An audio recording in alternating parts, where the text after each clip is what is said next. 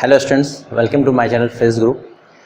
Today we are going to discuss rectangular resolution of a vector. यानी हम लोगों ने पैराग्राम ऑफ एडिशन पढ़ लिया, analytical method, graphical method of addition पढ़ा हम लोगों ने, एनालिटिकल मेथड ऑफ एडिशन हम लोगों ने पढ़ लिया, सब्ट्रैक्शन ऑफ वेक्टर्स पढ़ा.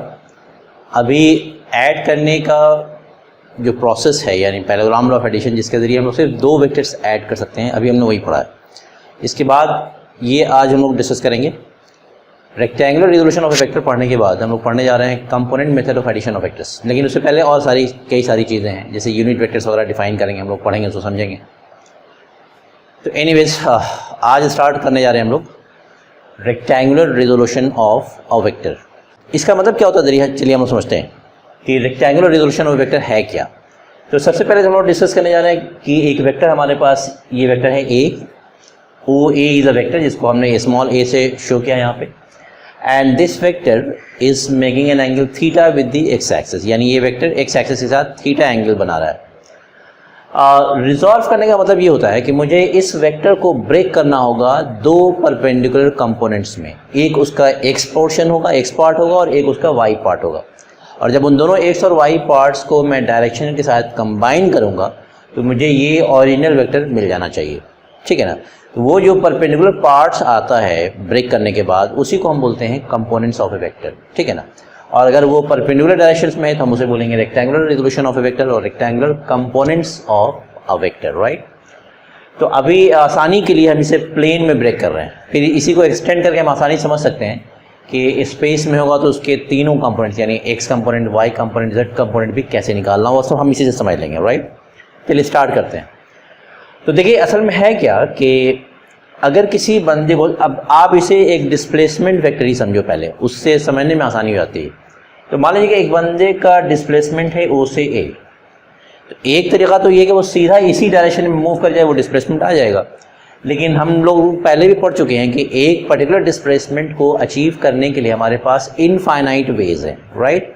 उसमें से एक तरीका ये है जिसमें हम परपेंडिकुलर मूवमेंट्स अडॉप्ट करेंगे और उसके थ्रू इस ओरिजिनल वेक्टर को अचीव करने जा रहे हैं या ओरिजिनल डिस्प्लेसमेंट वेक्टर को अचीव करेंगे.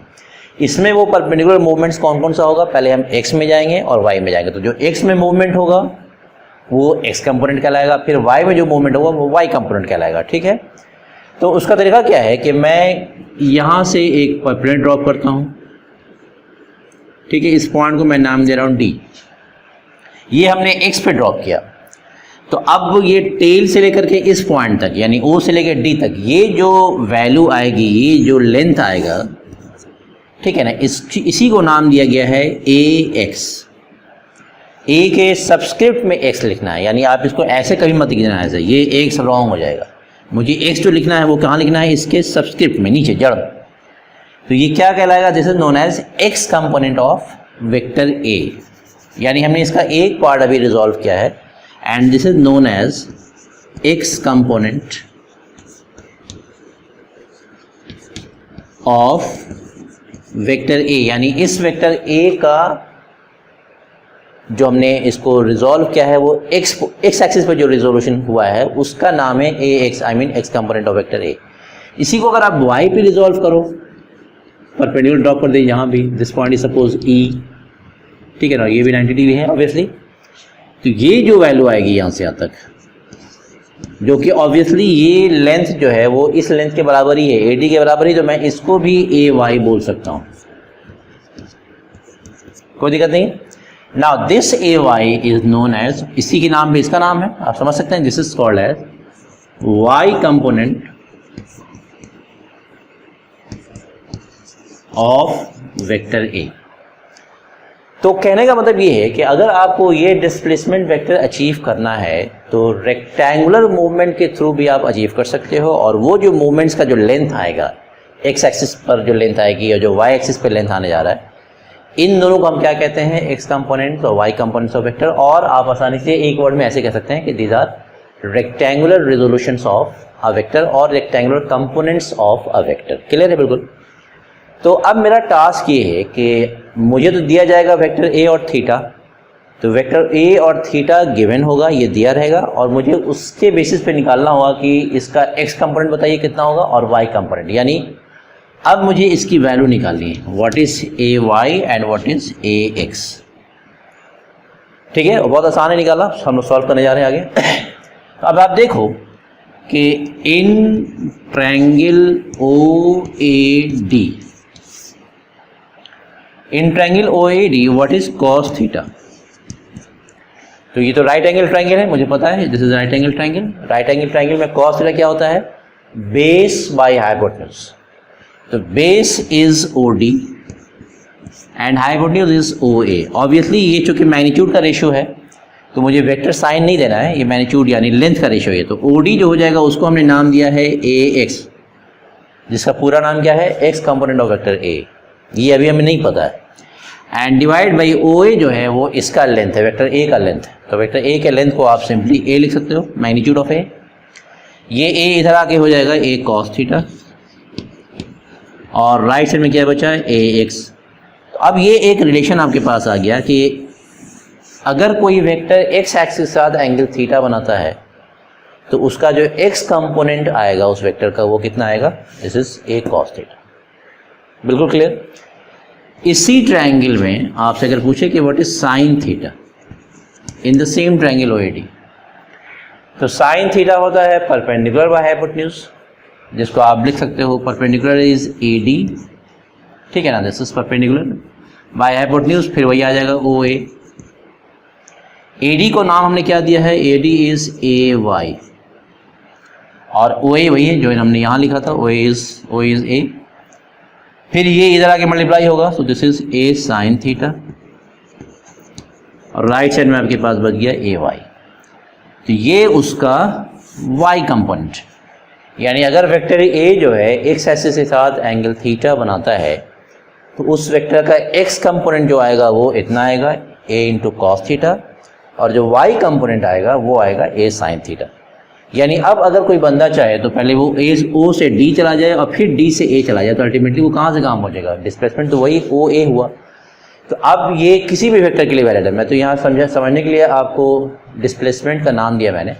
अदरवाइज अब कोई भी वेक्टर आपको दिया जाए, force, velocity, acceleration, any vector, उसको जब आपको रिजॉल्व करना होगा दो परपेंडिकुलर डायरेक्शन में या तीन परपेंडिकुलर डायरेक्शंस में, तो आपके पास ये तरीका है सूरज। तो अभी आप प्लेन में समझ रहे हैं, इसे फिर मैं एक्सटेंड करूंगा 3 dimensional, but the process is before you. यानी ये किस तरह से हम लोगों ने कंपोनेंट्स में ब्रेक किया है और वैल्यूज़ कैसे हम लोगों ने निकाली यहाँ पे, वो आप मेरे ख्याल से समझ चुके हैं। यहाँ पे क्लियर है, बिल्कुल बहुत आसान है। तो इस तरह से हम किसी वेक्टर का रेक्टेंगुलर कंपोनेंट्स निकालते हैं, या rectangular resolution of a vector क्या होता है वो यहाँ से क्लियर हो गया, ठीक है ना। इस तरह से हम रिजॉल्व करते हैं किसी वेक्टर को परपेंडिकुलर डायरेक्शंस में। तो एक्स एक्सिस पे जो आती है वैल्यू वो ए एक्स कहलाएगी, और वाई एक्सिस पे जो रिजॉल्व होकर वैल्यू आएगी that is called A y. ठीक है, ये क्लियर हो गया। लेकिन अब एक चीज़ और मैं समझाने जा रहा हूँ कि कंपोनेंट निकालने का एक और आसान तरीका है। यहाँ से वो चीज़ हालांकि क्लियर हो रही है, फिर भी मैं इसे और एक्सप्लेन कर रहा हूँ। कंपोनेंट निकालने के लिए अगर मैं इस तरीके को अडॉप्ट करूँ कि किसी वेक्टर का अगर किसी डायरेक्शन में कंपोनेंट निकालना होता है तो component is the product of two things, और टू क्वांटिटीज कह सकते हैं आप। एक्स कंपोनेंट में भी देखिए दो चीज़ें हैं, एक तो वेक्टर का मैग्नीट्यूड है और एक cos of some angle. Similarly y component आप जब देखोगे तो ये भी दो चीज़ों का प्रोडक्ट है, एक तो magnitude of vector and sine of some angle. अब ये दोनों वैल्यू कैसे आएगी मैं यहाँ समझाने जा रहा हूँ। तो एक बात तो समझ लीजिए आप कि किसी भी वेक्टर का जब आप कंपोनेंट निकालते हो तो फिर वहाँ वेक्टर साइन नॉर्मली नहीं दिया जाता है। ये रहा वेक्टर ए और उसका एक्स कंपोनेंट, तो लिखते हैं ए एक्स, और इसको पढ़ते हैं यहाँ ऑलरेडी हमने लिख रखा है एक्स कंपोनेंट ऑफ ए। तो इस तरह का नोटेशन अगर कहीं मिल जाए तो समझ जाएगा क्या कहना चाह रहा आपसे कि कोई वेक्टर ए है उसका एक्स कंपोनेंट की बात हो रही है, अगर वेक्टर में वो यूज़ करेगा तब। तो इसका तरीका जब आपको मालूम होना चाहिए कि जब किसी वेक्टर का कंपोनेंट निकालते हैं तो ये दो चीज़ों का प्रोडक्ट होता है। और आज के बाद उसको याद रखिएगा कि वो दो चीज़ कौन सी होगी। पहला तो जिस वेक्टर का कंपोनेंट निकालना होता है उसका मैग्नीट्यूड लिखूंगा मैं यहाँ पे। अगर बी एक्स पूछेगा, सपोज के लिए किसी जगह आपको वेक्टर बी दे दिया जाए, उसका एक्स कंपोनेंट, तो जाहिर बात है कि जिस वेक्टर का कंपोनेंट होगा उसका मैग्नीट्यूड पहले मैं यहाँ लिखूंगा। क्लियर है, समझाने के लिए मैं बता रहा हूँ। अब आगे सेकंड चीज़ क्या होगी, सेकंड में आपको सिर्फ कॉस इस्तेमाल करना है अभी के बाद। वैसे समझने के लिए बोर्ड वगैरह में आप इसको ही यूज़ करेंगे जब आपको कहा जाएगा डिराइव करने के लिए कि आप ज़रा ड्राइव करके बताओ कि rectangular resolution of a vector क्या है, तो ये पूरी चीज़ आपके सामने है, इस तरह से डिराइव कर देंगे। लेकिन कॉम्पिटिशन पॉइंट ऑफ व्यू से आप समझना चाहते हैं किसी वेक्टर के कंपोनेंट को अगर आप फास्ट निकालना चाहते हैं कि जल्दी से मैं बता दूं कि क्या कंपोनेंट है, तो उसके लिए इस मेथड को अडॉप्ट कर लें तो अच्छा है कि किसी भी वेक्टर का कंपोनेंट जो होता है वो दो चीज़ों का प्रोडक्ट होता है। पहले उस वेक्टर का मैग्नीट्यूड लिखते हैं, इसके बाद हमेशा आप कॉस यूज़ करें, उसके बाद यहाँ पे एक एंगल पुट करना होगा और वो एंगल जो होगा वो इन दोनों के बीच का एंगल होता है, स्मॉलर एंगल आप चूज़ कर लें। हालांकि बिगर वाला भी आंसर सेम ही आता है। फॉर एग्जाम्पल मैं यहाँ इसको सॉल्व करूँगा, देखिएगा ध्यान से। तो यहाँ जो एंगल मुझे पुट करना है वो एंगल इस वेक्टर और इस डायरेक्शन के बीच का होगा। अब ऑब्वियसली आपको मैं आसानी के लिए बताता हूँ कि जो उन दोनों में से स्मॉलर एंगल हो वही आप चूज़ कर लें, आंसर उसी से आएगा। अदरवाइज हम जानते हैं कि कोई भी वेक्टर, ये रहा मान लीजिए वेक्टर ए और ये एक्स एक्सिस है, सपोज एक्स एक्सिस, और मैं ये एंगल अगर थीटा दे रहा हूँ तो वेक्टर और डायरेक्शन के बीच में जो एंगल है वो थीटा भी हो सकता है और ये एंगल भी हो सकता है, जिसको आप 360 माइनस थीटा बोलिएगा। क्लियर? लेकिन कॉस दोनों का सेम ही होता है, यानी इसलिए मैं आपसे आसानी के लिए बोलूँ कि क्योंकि आंसर सेम ही आना है तो हम किसको प्रीफर करेंगे, जो आसान होगा। मुझे पता है कि कॉस 360 माइनस थीटा ये कॉस थीटा के बराबर ही होता है, यानी ये दोनों वैल्यू बराबर होगी, चाहे आप कॉस थीटा ले लें या कॉस 360 माइनस थीटा, क्योंकि ट्रिग्नोमेट्रिकली ये आपका दोनों वैल्यू होती है। Cos 360 minus theta cos theta ही होता है। तो अब जाहिर है कि जब वैल्यू सेम ही आनी है तो हम किसको प्रीफर करेंगे, स्मॉलर एंगल को कि लार्जर एंगल को। ऑब्वियसली स्मॉलर एंगल को, इसलिए मैं यहाँ बोल रहा हूँ कि इन दोनों के बीच में जो स्मॉलर एंगल होगा उसको आप यहाँ यूज़ कर लें, ठीक है ना। हालांकि आप बड़ा वाला एंगल भी यूज़ कर सकते हैं, आंसर सेम ही आना है। मैं बार बार बोल रहा हूँ कि जो आसान होता है हम उसी को प्रीफर करते हैं, तो जो स्मॉलर एंगल वो आप लिख जाएँ। तो अब देखिए इस पर्टिकुलर फिगर में ए और एक्स के बीच का एंगल देखिए क्या है, this vector is a and this is x axis. इन दोनों के बीच का जो स्मॉलर एंगल है वो थीटा है, अदरवाइज ये बड़ा वाला भी एंगल आ सकता था, वही 360 माइनस थीटा। तो मैं स्मॉलर एंगल को लिखूंगा दिस इज थीटा। ये थीटा कहाँ से आया, मैं फिर रिमाइंड कर रहा हूँ आपको, ये इस वेक्टर और डायरेक्शन के बीच का जो एंगल होगा वही यहाँ लिखा जाता है। तो देखिए ए एक्स ए कॉस थीटा आ गया जो यहाँ रिजल्ट था हमारे पास। अब आइए नेक्स्ट मैं लिखाने ले जा रहा हूँ ए वाई। मैं फिर बता रहा हूँ मैंने क्या तरीका बताया। किसी वेक्टर का कंपोनेंट अगर आपको लिखना है तो ये दो चीज़ों का प्रोडक्ट होता है। पहली जो चीज़ है वो इस वेक्टर का मैग्नीट्यूड लिखा जाता है ए। सेकंड में आप सिर्फ कॉस यूज़ करें, आपको लग रहा होगा यहाँ तो साइन आया है, वो साइन आ जाएगा, वेट कीजिए।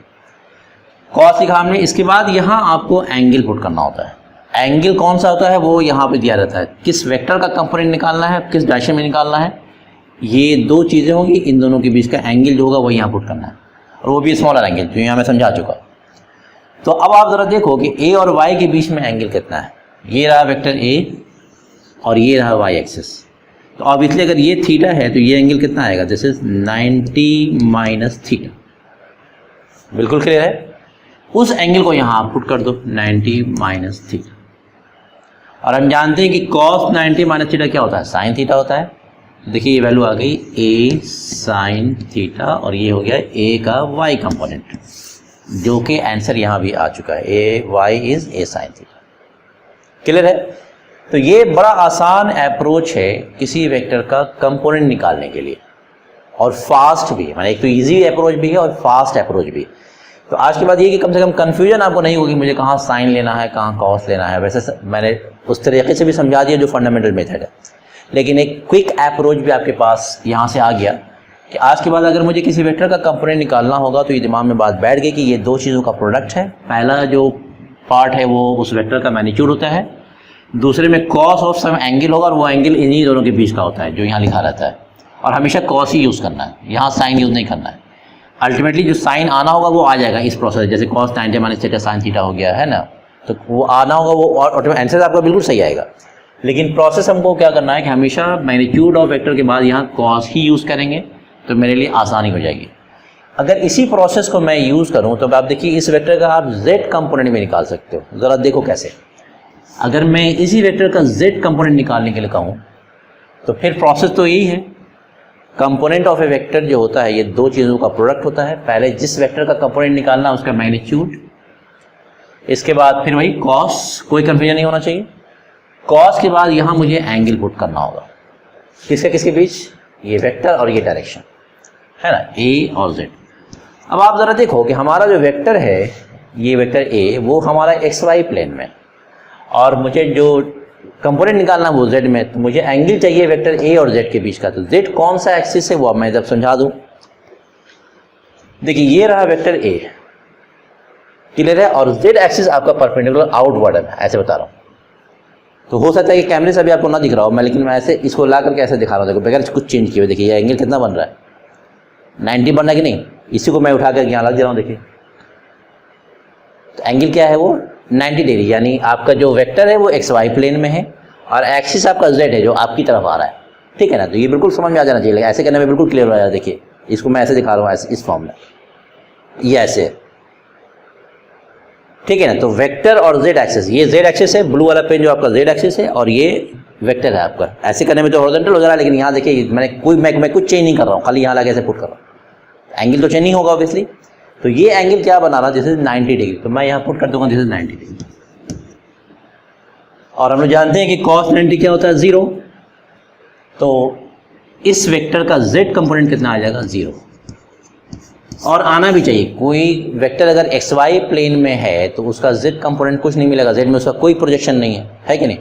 तो z कंपोनेंट में क्या हो जाएगा उसका कंपोनेंट 0।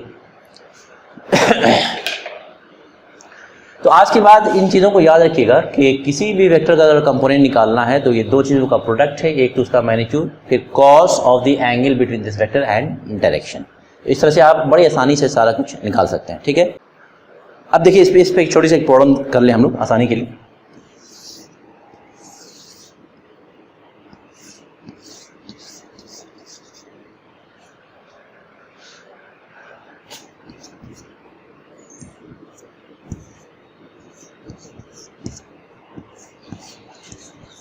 मैं अभी वही वेक्टर ले रहा हूँ, सेम वेक्टर ही लेता हूँ, कोई दिक्कत नहीं। दिस वेक्टर इज ए और ये एंगल थीटा दे रखा है।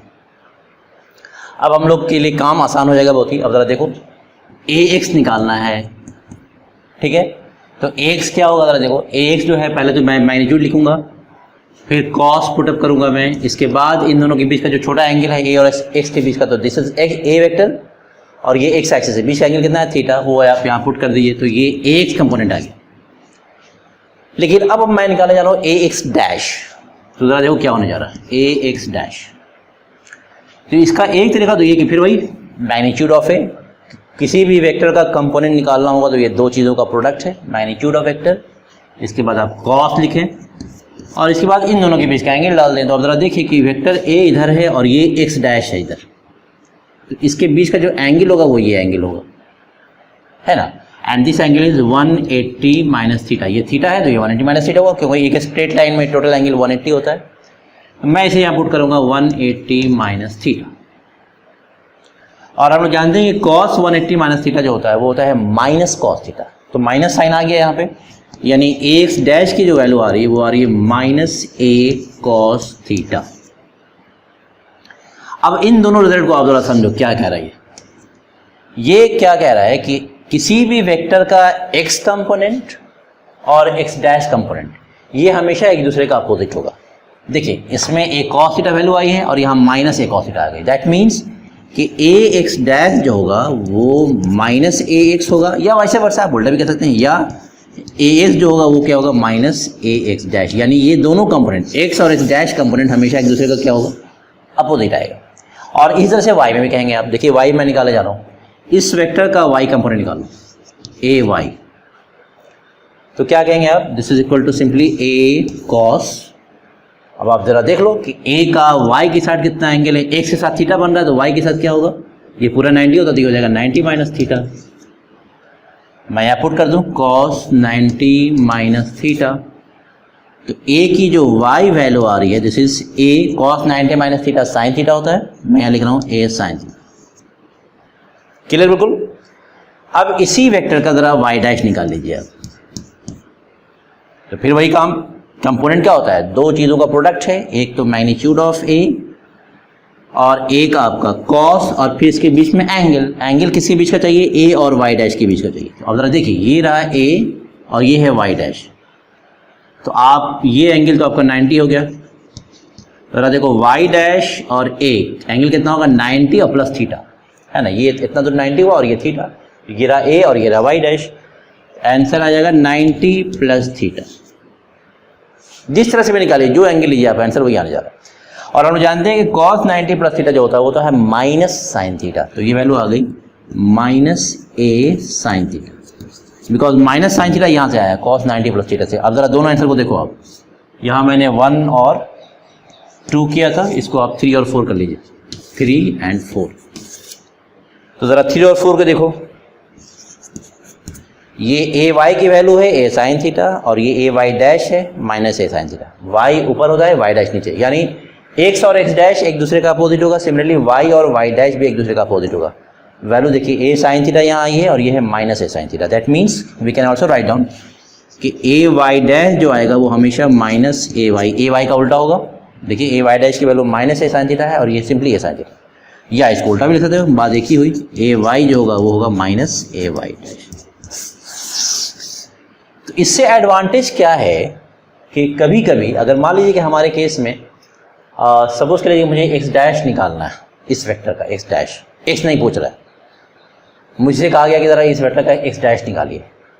तो तरीका ये है कि आपको जो सबसे आसान कंपोनेंट निकल रहा है, आसानी से जो निकाल सकते हो आप निकाल लो। आसान क्या होगा? हमेशा 90 से कम वाला, जिस क्वाड्रेंट में वेक्टर है उस क्वाड्रेंट का दोनों निकाल लीजिए आप।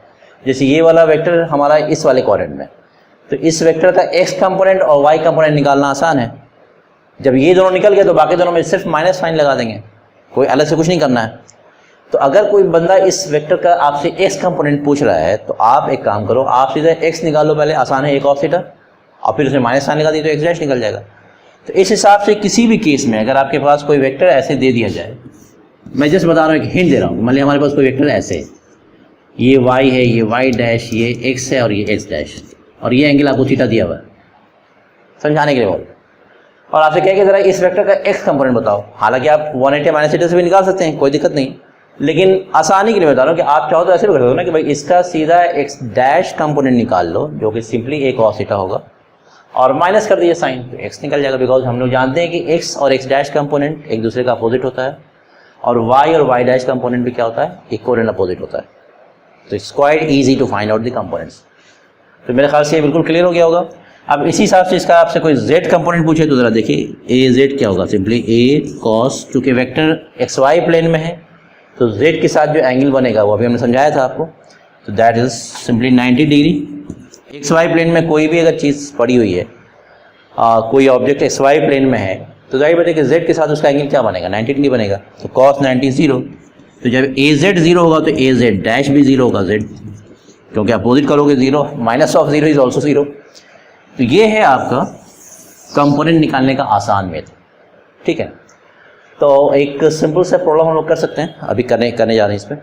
अभी हम लोग जो कंपोनेंट निकालना, किसी वेक्टर का जो रेक्टेंगुलर रेजोल्यूशन निकालना सीखा हम लोगों ने, कंपोनेंट्स कैसे निकालते हैं, उसी की बेसिस पे एक छोटा सा प्रॉब्लम है, लेट्स डू इट।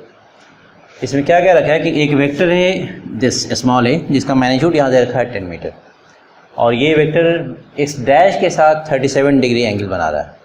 तो 37 डिग्री 53 डिग्री वाला ट्रायंगल हम लोग पहले भी यूज़ कर चुके हैं, फिर यहाँ भी ड्रॉ कर दिया। इससे आप 37 53 डिग्री की values cos theta sine theta निकाल सकते हैं। मुझसे कहा गया कि find A x A y A z A x dash A y dash A z dash, यानी इस वेक्टर का 6 कंपोनेंट्स हमें निकालना है हर डायरेक्शन में, x x dash, y y dash, z z dash. तो चलिए स्टार्ट करते हैं। सबसे पहली बात ये कि आप मुझे ये बताओ कि इस वेक्टर का कौन सा 2 कंपोनेंट निकालना सबसे आसान है। आप बड़ी आसानी से कह सकते हो कि भाई जाहिर है देखिए इस वेक्टर का ये वाला जो वेक्टर है इस एक्सिस से ज़्यादा क्लोज है, तो ये कंपोनेंट निकालना आसान है एक्स डैश, और ये वाई से भी क्लोज है तो वाई कंपोनेंट भी निकालना, यानी इसका वाई कंपोनेंट और एक्स डैश कंपोनेंट निकालना आसान है। तो जब एक बार वाई कंपोनेंट निकल जाएगा तो वाई डैश निकालना बहुत ही आसान है, सिर्फ माइनस साइन लगा देंगे। सिमिलरली एक्स डैश कंपोनेंट अगर हमें मिल जाता है तो एक्स कंपोनेंट के लिए क्या करना होगा? माइनस साइन लगा देंगे, क्योंकि हम जानते हैं कि एक्स और एक्स डैश एक दूसरे का अपोजिट होता है, वाई और वाई डैश एक दूसरे का अपोजिट होता है, जेड और जेड डैश जो है कंपोनेंट एक दूसरे का अपोजिट होता है। तो ये एक आसान तरीका है, क्विक मेथड, हम इसको इजीली यूज़ कर सकते हैं। तो ये अगर यहाँ से 37 बनाना, तो ये एंगल कितना होगा, दिस इज 53 डिग्री, क्योंकि दोनों मिलकर 90 डिग्री हो जाए। तो चूंकि जो आसान है मैं उसे ही पहले निकालने जा रहा हूँ, तो मैं पहले निकालूंगा ए एक्स डैश, ठीक है, ए का एक्स डैश कंपोनेंट। ये कितना आएगा बताइए आपको, मैग्नीट्यूड ऑफ ए फिर कॉस और इन दोनों के बीच का एंगल, यानी वेक्टर ए और एक्स डैश। तो ये रहा वेक्टर ए और ये रहा एक्स डैश, बीच का एंगल 37 डिग्री। तो यहाँ पुट कर दीजिए। इसके बाद वैल्यूज पुट कर दीजिए। ए का मैग्नीट्यूड क्वेश्चन में दे रखा है 10 मीटर, ठीक है, मैं इसे यूज़ करूँगा 10 मीटर, ठीक है। एंड कॉस 37 यहाँ से देख लीजिए, कॉस 37 क्या होगा, 37 का बेस ये है, हाइपोटेन्यूज ये है। तो cos 37 is base by hypotenuse, that is 4/5। तो 5 to the 10, तो ये वैल्यू आ गई 8 मीटर। कौन सा, ए एक्स डैश।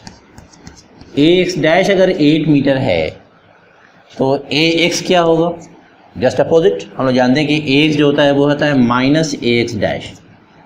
जो भी एक्स डैश की वैल्यू आएगी उसका जस्ट अपोजिट ए एक्स हो जाएगा, एक्स कंपोनेंट।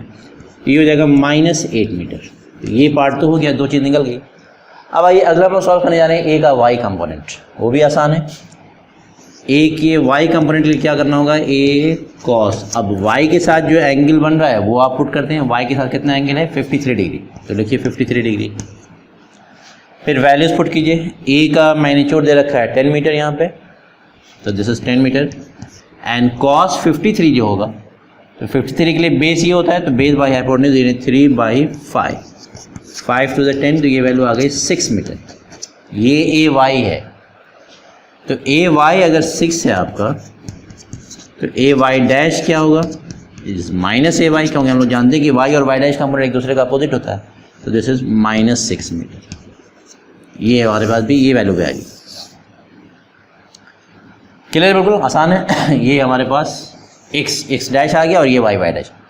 अब आगे जेड हम लोग जानते हैं, बहुत आसानी समझ चुके हैं हम लोग कि जेड कंपोनेंट के साथ क्या होगा, a z is equal to a cos. फिर ये वही चीज़ है, यानी हमारे पास जो वेक्टर है वो कुछ ऐसे है, एक्स वाई प्लेन में, दिस इज वेक्टर ए, और जेड एक्सिस आपका ऐसे हुआ। तो अब आप चेक कर लो, ऐसे हो रहा है, ये 90 डिग्री आपको बन रहा है कि नहीं। अब आपको ऐसे ले आइए इस फॉर्म में, right. So this is making 90 degree, यानी ये वेक्टर ए ऐसे है और ये आपका जेड एक्सिस है कमिंग टुवर्ड्स यू, ठीक है ना। तो आप ये कहीं भी ले जाएगा तो देखिए 90 डिग्री बन रहा है ऑब्वियसली। तो ये आप यहाँ पुट कर दीजिए, जैसे 90 डिग्री। कॉस 90 जीरो होता तो ये वैल्यू जीरो आ गई। तो ए जेड अगर जीरो होगा तो ए जेड डैश भी जीरो होगा, because this is minus a z. तो zero minus of zero is also zero. तो ये एक कंपोनेंट निकालने का मेथड है, हम लोगों ने समझ लिया अच्छी तरह से। इसका यूज़ कहाँ होगा, जस्ट एक झलक में दिखाना चाह रहा हूँ हम लोगों को कि जब आप काइनेमेटिक्स के बाद लॉज ऑफ मोशन वगैरह पढ़ोगे तो वहाँ काइनेमेटिक्स में भी यूज़ होगा। लॉज ऑफ मोशन में क्या होता है कि फोर्स, ब्लॉक का जो वेट होता है उसका कंपोनेंट रिजॉल्व करना होता है along the incline, perpendicular to incline. तो आप ज़रा देखो, मैं हालांकि मैं इस चीज़ को रिपीट करूँगा, वहाँ दोबारा बताऊँगा, बट स्टिल कंपोनेंट का जो यूज़ है वो आपको कम से कम समझ में आ जाएगा। लॉज ऑफ मोशन के केस में क्या होगा, जैसे मान लीजिए कि ये कोई इंक्लाइंड प्लेन होगा आपका लाइक दिस, और यहाँ एक ब्लॉक रखा हुआ होगा ऐसे, मान लीजिए कि 5 kg का ब्लॉक है, ठीक है, और ये एंगल आपको दे दिया जाएगा सपोज 37, ठीक है। तो आप मुझे ये बताओ कि इस ब्लॉक पे जो वेट लगेगा, तो वेट तो डाउनवर्ड लगेगा, बिल्कुल परपेंडिकुलर डाउनवर्ड, ये जिसको आप mg कहोगे। ये आपने 10 में पढ़ा होगा, किसी भी मास का जो वेट होता है वो m/g होता है। तो m है 5 kg और g की वैल्यू अपनी आसानी के लिए मैं 10 ले रहा हूँ, वैसे 9.8 होता है लेकिन मैं इसको 10 ले रहा हूँ। तो ये वैल्यू आ जाएगी 50 न्यूटन। ये फोर्स है, वेट क्या है, एक तरह का फोर्स होता है, उसका वैल्यू क्या होगी, यूनिट क्या होगा, न्यूटन, 50 न्यूटन। आगे जब हम पढ़ेंगे तो अब आपसे कहा जाएगा ज़रा, ये जो एक वेक्टर है obviously this is a force vector है, डायरेक्शन दिखा रखा है मैंने, मैग्नीट्यूड दे रखा है। जैसे हमने ए वेक्टर का मैग्नीट्यूड दे रखा था 10 मीटर, यहाँ एक फोर्स है, ये this is a force, direction दिखा दिया डाउनवर्ड, वर्टिकली डाउनवर्ड, और उसकी वैल्यू 50 न्यूटन। अब अगर आपसे कहा जाए कि इस वेक्टर का 2 कंपोनेंट मुझे चाहिए, एक कंपोनेंट इस लाइन के लॉन्ग, इसका कोई भी नाम दे सकते हैं, मान लीजिए इसको मैं एक्स मान लेता हूँ, कोई जरूरी नहीं कि हमेशा एक्स हॉरिजॉन्टल ही हो, कोई भी डायरेक्शन आप नाम दे सकते हैं, एक्स वाई जेड कुछ भी, ABC कुछ भी जाते हैं। मैंने इसको ऐसे दे दिया कि भाई ये एक एक्स एक्सिस है और एक इसके परपेंडिकुलर ऐसे है और इसको मैं वाई एक्सिस मान लूँ। तो एक्स वाई मुझे चाहिए तो एक्स वाई यहाँ मिल गया, यहाँ डायरेक्शन अलग दे दिया है, भाई ये एक्स है और ये वाई मान लेते हैं। एंगल अभी भी एक्स और वाई के बीच में 90 डिग्री है। और आपसे क्या कहा जा रहा है कि मुझे आप एफ का एक्स कंपोनेंट बताओ और फिर एफ का वाई कंपोनेंट बताओ। बता सकते हैं, है ना? इट्स क्वाइट इजी, मेथड वही रहेगा जो हम लोगों ने पढ़ा है। अब आप ज़रा देखो कि एफ का एक्स कंपोनेंट अगर निकालना होगा तो तरीका हमने क्या सीखा है कि जिस वेक्टर का कंपोनेंट निकालना होता है उसके पहले मैग्नीट्यूड लिखते हैं यहाँ पे, दिस इज एफ सिंपली, जो मैग्नीट्यूड यहाँ दे रखा है 50 न्यूटन। इसके बाद कॉस यूज़ करूँगा मैं, है कि नहीं, और यहाँ एंगल होगा इन दोनों के बीच का, एफ और एक्स के बीच का एंगल। यानी आप देखिए एफ ऐसे है और एक्स ऐसे है, इसके बीच का एंगल ये वाला, ये अभी हमें नहीं पता कितना है, लेकिन इनडायरेक्टली पता है बिकॉज ये पूरा जो बन रहा है ये राइट एंगल बना, तो ये तो 90 डिग्री हो गया, ये 37 है तो ये कितना होगा 53 होगा कि नहीं। मैं यहाँ लिख जा रहा हूँ दिस इज 53 डिग्री। तो आप देखिए एफ ये है, दिस इज एफ मैं लिख दे रहा हूँ, और एक्स एक्सिस ये है, इन दोनों के बीच का जो एंगल ये वाला 53 आ गया, तो मैं यहाँ लिखूँगा 53। ठीक है, तो अब अगर देखो थीटा के टर्म में अगर आप देखोगे तो ये वैल्यू को अगर मैं थीटा मान लूँ और ये 90 है तो जो 53 आया वो क्या है, वो 90 माइनस थीटा होगा। मैं फिर से दिखा दे रहा हूँ, बहुत ध्यान समझिए इसको, यहाँ दिखा रहा हूँ। मैं ये कह रहा हूँ कि अगर ये थीटा है और ये ब्लॉक है ऐसे और मैं ऐसे दिखा रहा हूँ, ये एफ है, तो ये थीटा, ये 90, तो ये एंगल कितना होगा, ये 90 माइनस थीटा होगा कि नहीं, 90 माइनस थीटा हो जाएगा। तो वही है 90 माइनस 37, इसलिए 53 आया भी है। तो एनीवे अब ये वैल्यू क्या होगी, एफ की वैल्यू देखिए क्या है 50 एंड कॉस 53 कितना आया है, कॉस 53 इज 3/5, 5 10 50, तो ये हो गया 30 न्यूटन। यानी एफ का जो एक्स कंपोनेंट आया वो आ गया 30 न्यूटन, तो मैं यहाँ लिख दूंगा आंसर 30 न्यूटन। सिमिलरली अगर आपसे वाई कंपोनेंट पूछेगा तो फिर आप निकाल लीजिए एफ का वाई कंपोनेंट क्या होगा। एफ किसी भी वेक्टर का कंपोनेंट निकालने का तरीका क्या होता है कि आप उसका मैग्नीट्यूड लिखो, फिर कॉस एंगल लिखिए और इन दोनों के बीच का डायरेक्शन एंगल देख लीजिए। तो ये रहा, देखिए ये है एफ और वाई एक्सिस ऐसे है, ये एक्स है ये वाई है, दोनों के बीच में एंगल 90 डिग्री बनता है। तो अगर यहाँ 53 आ गया 53, तो ये कितना आ जाएगा 37 आ जाएगा। इसको आप यहाँ लिखो 37, वैल्यू पुट कर दीजिए, एफ की वैल्यू दी हुई है 50 एंड कॉस 37 यहाँ से पुट करोगे तो 4/5 आएगा, 5 10 50, ये वैल्यू आ गई 40 न्यूटन। यानी एफ का वाई कंपोनेंट क्या हो गया 14। तो ये एक यूज़ था, हम लोगों ने पढ़ा अभी, है ना। ये एक यूज़ है कि यानी किसी भी वेक्टर का कंपोनेंट आप डिजायर्ड डायरेक्शंस में निकाल सकते हैं using this component method. Rectangular resolution हमने जो पढ़ा उसके बेसिस पे हम आसानी से किसी भी वेक्टर का कंपोनेंट हम लोग निकाल सकते हैं, क्वाइट ईजी। तो इसको अगर मैं जनरलाइज कर दूं तो अब मैं इसे जनरल करके लिखने जा रहा हूँ, ये बहुत हेल्प करेगा आपको आगे। हालांकि मैं इसे दोबारा वहाँ बताऊँगा, फिर भी आप समझ लो कि ये कोई अगर इंक्लाइंड प्लेन हो और ये एंगल थीटा दे दिया जाए आपको, है ना, और ये कोई ब्लॉक हो एम मास का, तो जाहिर बात है कि एम मास पे जो वेट एक्ट करेगा वो तो mg होगा, and mg is a force, direction है उसका। और नॉर्मल केस में क्या होगा कि ये वेज आपका अगर फिक्स्ड होगा तो इस ब्लॉक को या तो ऐसे आना है या तो रुका रहेगा या इसे मूव करेगा, यही ना। तो एक डायरेक्शन तो उसका ऐसे होता है एक्स एक्सिस, और एक उसका डायरेक्शन ऐसे लो, क्योंकि नॉर्मली होता है क्या है कि आप किसी वेक्टर को परपेंडिकुलर डायरेक्शंस में रिजॉल्व करते हो, म्यूचुअली परपेंडिकुलर डायरेक्शंस में। तो एक जो सुटेबल डायरेक्शन है वो एक्स एक्सिस है और एक दूसरा परपेंडिकुलर हो गया वाई। तो मुझे इस वाले वेक्टर को रिजॉल्व करना होता है along this direction and along this direction. तो आप ज़रा देखिए, इसका अगर एक्स कंपोनेंट निकालोगे तो क्या आएगा ज़रा बताओ। माने अगर मैं इसको एफ मान लूँ, this is F is equal to M G, right. तो एफ एक्स जो होगा वो क्या होगा, इस वेक्टर का मैग्नीट्यूड जिसका नाम है एम जी, वेक्टर का मैग्नीट्यूड क्या है एम जी सिंपली। फिर मैं लिखूँगा कॉस और यहाँ पुट करूँगा एंगल किसके बीच का, एफ और एक्स। तो ये तो रहा है एफ और ये रहा एक्स, ये 90 है, ये थीटा है, तो ये कितना हो जाएगा, दिस इज 90 माइनस थीटा। ठीक है, और एक चीज़ और देखिए, ये एक्स और ये वाई है, दोनों 90 डिग्री है बनाता है। तो फिर ये एंगल जो बचेगा, ये अगर 90 माइनस थीटा तो ये कितना बचा, सिर्फ थीटा। तो एफ का एक्स के साथ जो एंगल बन रहा है, ये रहा एफ और ये रहा एक्स, एंगल बन रहा है 90 माइनस थीटा। क्लियर? तो ये वैल्यू आ जाएगी M G and cos 90 minus theta is sine theta. ये एम जी का एक्स कंपोनेंट है, तो मैं यहाँ लिख दे रहा हूँ this is M G sine theta, यानी एम जी का इधर वाला कंपोनेंट जो है वो एम जी साइन थीटा। और ऑब्वियसली इसी का अगर वाई कंपोनेंट देखोगे तो एफ वाई क्या होगा, फिर वही वेक्टर का मैग्नीट्यूड हम लोग पढ़ चुके हैं कि वेक्टर का कंपोनेंट निकालने का क्या तरीका है, ये दो चीज़ का प्रोडक्ट है। जिस वेक्टर का कंपोनेंट निकालें उसका मैग्नीट्यूड, तो उसका मैग्नीट्यूड क्या है एम जी, और इसके बाद कॉस, इसके बाद एंगल डालते हैं जो इन दोनों के बीच का होता है। तो देखिए ये रहा वेक्टर एफ और ये रहा वाई डायरेक्शन, दोनों के बीच का एंगल थीटा है, ये हो जाएगा एम जी कॉस। तो ये रिजल्ट आप चाहो तो याद रख सकते हो कि अगर कोई ब्लॉक इंक्लाइन प्लेन पे रखा हुआ है तो उसके वेट का दो कंपोनेंट होता है, एक अलोंग द इंक्लाइन, एक perpendicular to incline. Along the incline M G sine theta होता है और इधर वाला क्या होता है एम जी कॉस थीटा। हालांकि इसको अभी याद करने की जरूरत नहीं है, मैं जैसे ऐसे बता रहा कि रिजॉल्व करने आपको आ गया, ये हम लोग यूज़ करेंगे वहाँ फ्रीक्वेंटली, ये वैल्यू लगातार यूज़ होगी M G sine theta M G cos theta, laws of motion वगैरह में। तो एनीवेज ये समझ में आ गया, rectangular resolution of a vector बिल्कुल कंप्लीट हो गया। इसके बाद अब हम लोग आगे पढ़ने जा रहे हैं यूनिट वेक्टर्स वगैरह, ठीक है। अगर आपको मेरी वीडियो से कुछ फ़ायदा पहुंचता है और आपके काम का है अगर वीडियोस, तो please like and share my videos with your friends and do not forget to subscribe my channel, और बेल आइकन भी प्रेस करना मत भूलिएगा, बिकॉज इससे फ़ायदा क्या होगा, जब भी मैं कोई नई वीडियो अपलोड करूँगा तो उसकी नोटिफिकेशन आपको मिल जाया करेगी। Thank you very much.